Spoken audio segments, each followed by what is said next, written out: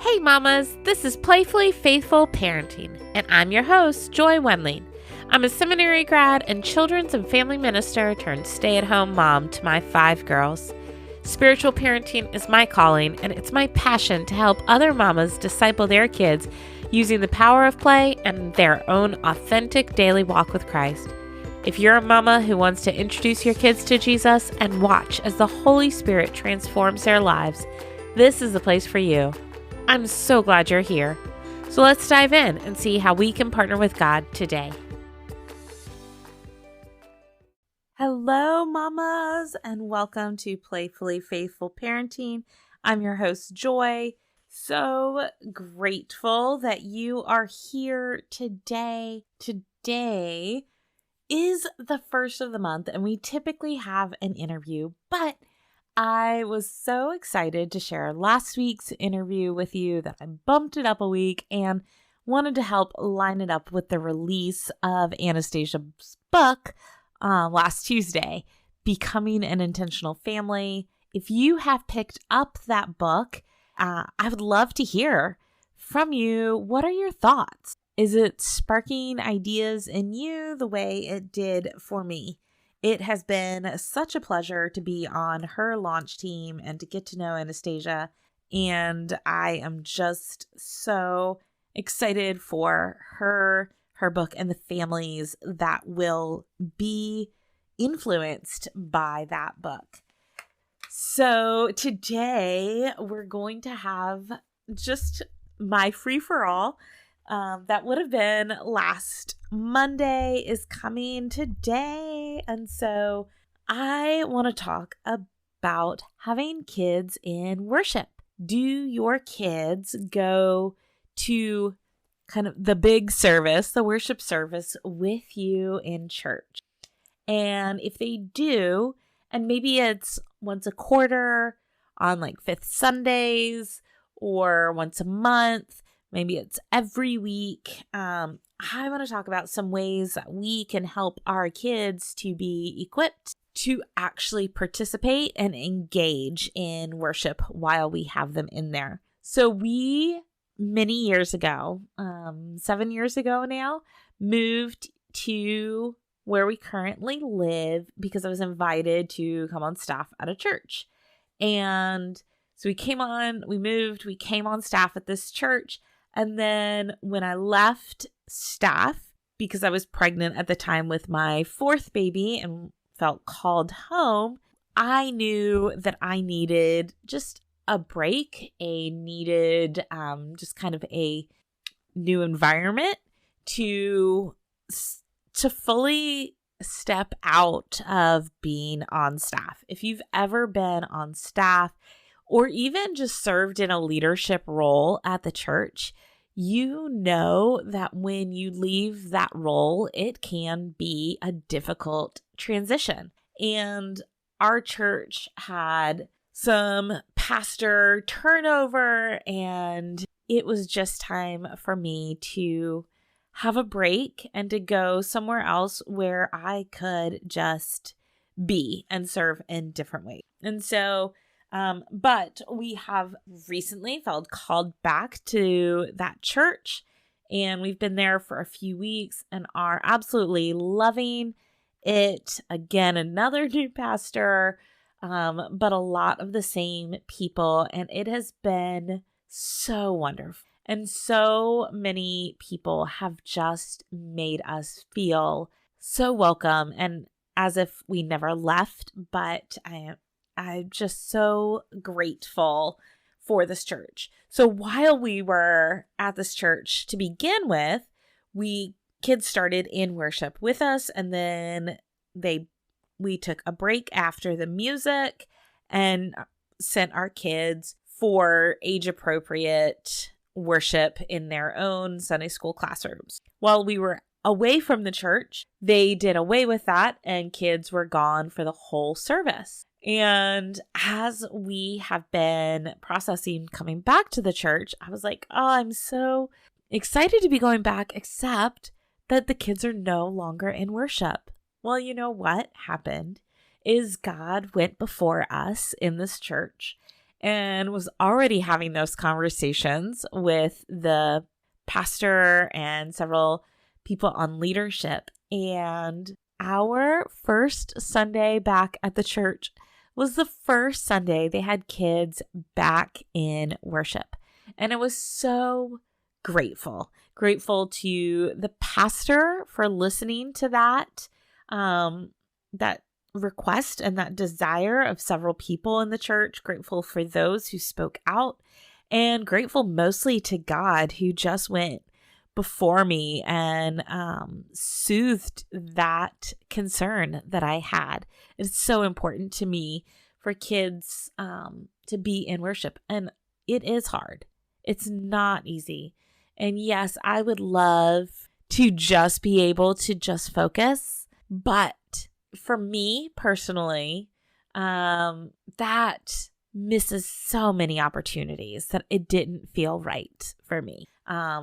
And I want to prioritize my children's environment and their opportunities to be a part of the body, and also to learn and see what it means. What does it look like to worship? And if they don't ever worship with the whole church, how are they going to learn what it means to be a part of the whole church? And so, so grateful that just God aligned all of that and heard my prayer and the prayers of others. But so today I want to give you 3 practical tips of how you can help your children to engage in worship if they are in the large worship service at your church. And so maybe that's every week, maybe it's once a month, maybe it's only when you visit grandparents or something like that, or maybe it's for worship nights every once in a while. Whatever it is, here are some practical tips. So 1, practice the music at home. I have realized that there is a big difference in my kids hearing the music in the background, or even hearing me sing the music, and teaching my kids the music. I have played and sung and worshiped to myself, for example, My Lighthouse many times, right, over the past few years. It's fun, it's playful, I enjoy it. I know my kids have heard it. However, when we got to, that was one of the songs the first week, we were back, my kids couldn't engage with it because my oldest one can read, but my 5-year-old twins are just learning to read, and so they can't read the music on the screen. And so I had not set them up to be able to participate in that time other than just clapping along. And so they were not engaged. So that week we came home and, they said, "Oh, it's boring." "Oh, it's not boring. Let's learn the words." And I put the song on and I walked them through the lyrics one time. And it just sounded like me being very intentional, saying what the words were as the song was going, just kind of talking over the song.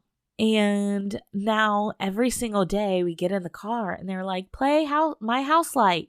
Even my 2-year-old asks to sing and listen to this song, and now they're engaged in that song. And so I, this past week, sent an email to the pastor and said, "Hey, could you let me know what the songs are we're singing this week so that my kids and I can practice them?" And that let my kids be able to be engaged instead of bored, because they could actually participate in that part of the service. So the second thing that we can do is we can explain the parts of worship.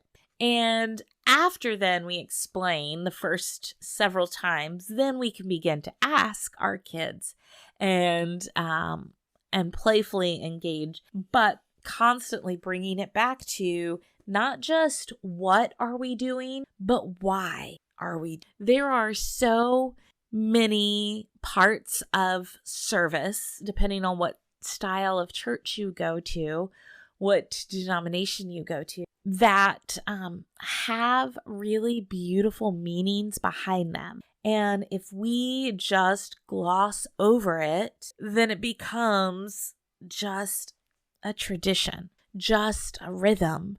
And then even we as adults aren't really engaging in them if we're just doing it because that's what everybody's doing. So when we can take the opportunity and the time to whisper to our kids, hey, we're saying a prayer. That means we're talking to God. Or right now we're praying for the congregation. There are a lot of sick people and God heals us. And so we are going to pray that God would heal those in the congregation.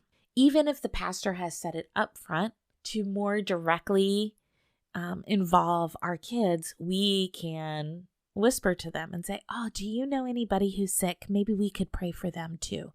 And just include your children in that. By even acknowledging them in those moments and using your conversation to help include them and involve them, they feel capable. They feel invited into that moment of worship, and then that allows them to further participate. And finally, the last thing we can do is we can have a very thoughtful and intentional worship bag. So some people call these busy bags, but I am a stickler for language, and I do not like calling them busy bags because I don't want my kids to just be busy during worship. I want to call it a worship bag, or even I've heard praise pack is good. But a quiet bag or a busy bag really limits our kids, and it hinders them. And we want to use intentional language for our children and for those in the church to remind them that God has equipped children to be able to worship Him.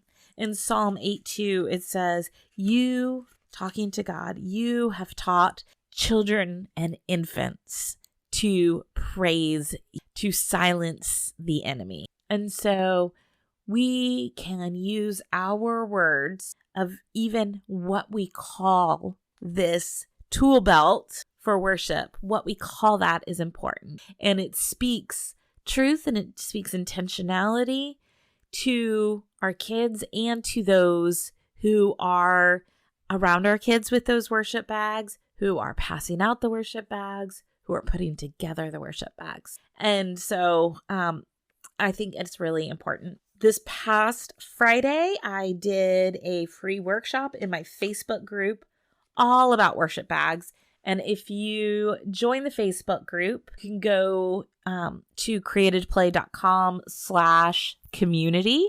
Join that Facebook group. You can watch that for free for the next couple of days. And then I'll be moving it to my website where you can buy it for just $27, along with a bunch of other workshops on there.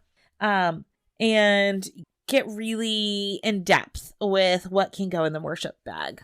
But just as an overview, there are 5 things that I think need to go in every worship bag. 1, something to disciple your kids. And that goes along with explaining the parts of worship. I give a few examples there. 2, something that invites creativity. God is a creative God and He is a creator. And for me, just coloring pages does not invite creativity. Coloring pages aren't bad, but I always recommend a sheet of white paper so that we allow our kids to respond more freely to the Holy Spirit. There are lots of other ideas I mentioned in the workshop for creativity. Something to move. This could be fidgets or pipe cleaners. Something to taste. Lollipops are so good for all kids, and they help to fulfill some sensory needs in some kids. And they're very calming, and so they are great, but also Goldfish or Cheerios or something like that, if that's appropriate in your church setting. Something to taste. And then finally, something to delight, something to show our kids you are special and I want to bless you and let you know that you are welcome here and you are thought of. And so those are the 5 things that I think should be in every worship bag. Something to disciple, something to spark creativity, something to taste, something to move, and something to delight our kids. So that is what I wanted to share with you. 3 ways that you can disciple your kids in church, in a worship service at church. Practicing the music at home so that they are able to participate in that. Explaining parts of worship so they know and feel invited into what is going on, and a thoughtful worship bag. And if you want to learn more about that, join the Facebook group. Finally, I just want to share with you that today, my episode on Mom's Grab Coffee podcast dropped. And so I would love if you go and check that out. I had a fun conversation with Hannah all about play. And so go check that out and let me know what you thought. If I can be of any help to you, please reach out and let's set up a free Zoom call so that I can support you as you disciple your kids. And until then, and on behalf of God, thank you for loving and playing with His kids. Have a great day, mamas. Well, mamas, that's it for today. Thanks for joining me on Playfully Faithful Parenting. I'd love to keep the conversation going over on the socials. You can find me on Instagram, Facebook, and Twitter. If you felt encouraged or equipped by today's show, do me a favor and leave a review. I can't wait to hear your story. Till next week, keep playing and pointing those littles to Christ.